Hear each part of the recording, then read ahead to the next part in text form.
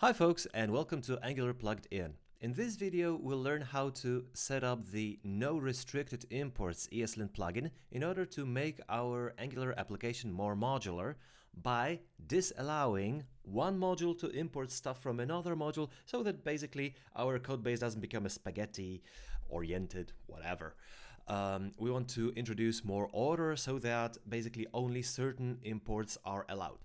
So let's start with a clean Angular application and let's add the schematics for Angular ESLint.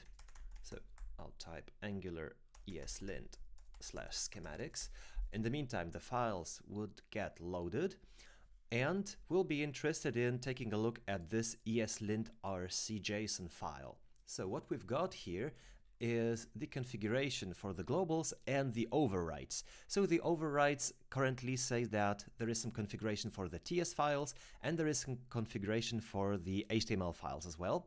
So what we want to do is introduce a rule that will not relate to all the TypeScript files, but we want them to relate to only a certain directory. So let's add one more override over here. And what this override will include is basically going to be a certain directory that will disable it from loading things from another directory module, whatever we call it. So let's start by generating some, let's say that we have some feature module.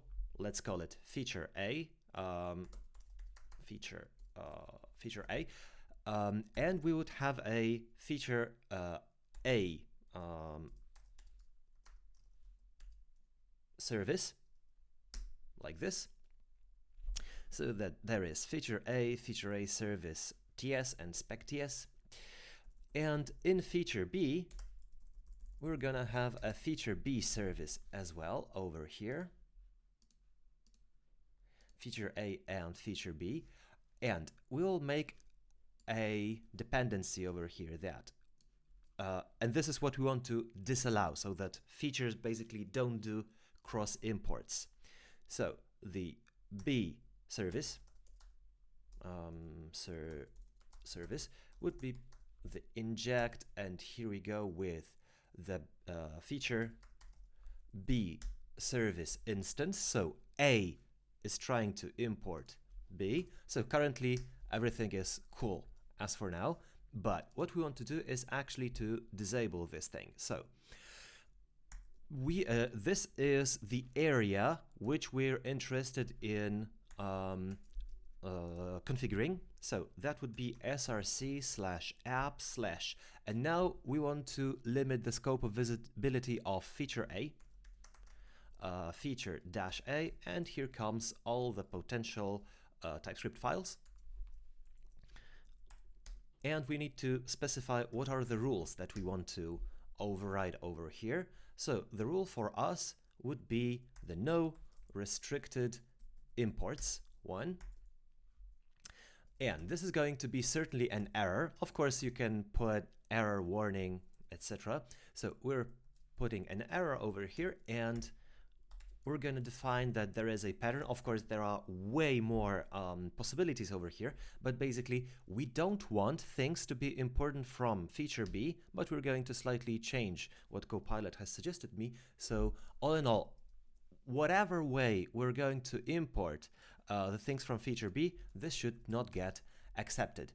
So once I have saved the file, as you can see, the VS Code setup has already highlighted that import is restricted from being used by a pattern, etc. Additionally, if we just run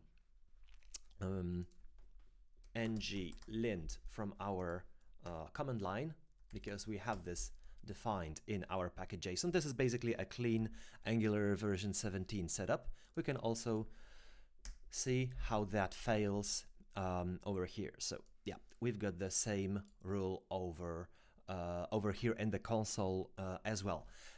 If you don't see this highlight over here in your IDE, make sure that the extension that you've got in your IDE is correctly configured. So I'll just make some more space over here.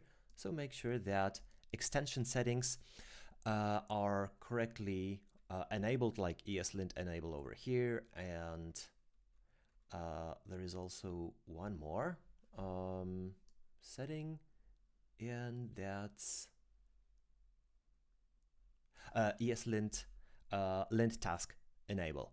Anyway, whatever ID you're using, make sure that the settings are correct.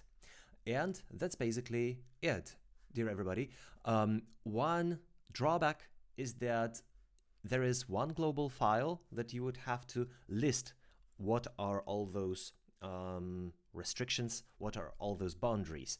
However, the advantage is that if you start a big application with having like no way of defining what are the boundaries, whether this is NX or ESLint, sooner or later there would be chaos. So make sure that you do define boundaries in any way.